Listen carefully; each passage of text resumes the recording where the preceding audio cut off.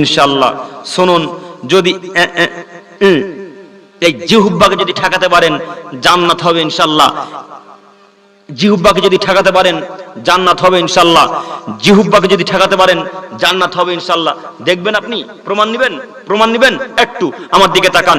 সাহাল ইবনে সাদ রাদিয়াল্লাহু তাআলা আনহু থেকে বর্ণিত, তিনি বলেন রাসূল সাল্লাল্লাহু আলাইহি ওয়াসাল্লাম বলেছেন, মাইয়াদমাল্লি মা বাইনা লাহইহি ওয়া মা বাইনা রিজলাহি আদমাল্লাহুল জান্নাহ। হে আদমের ছেলে মেয়ে, তোমরা যদি দুইটা জিনিসের জিম্মেদারি নিতে পারো, জান্নাতের দায়িত্ব আমি মুহাম্মদ সাল্লাল্লাহু আলাইহি সাল্লাম নিলাম। আদমের ছেলে মেয়ে, তোমরা যদি দুইটা জিনিসের জিম্মেদারি নিতে পারো, জান্নাতের দায়িত্ব আমি মুহাম্মদ সাল্লাল্লাহু আলাইহি সাল্লাম নিলাম। এক, জিহ্বা। দুই, লজ্জা স্থান।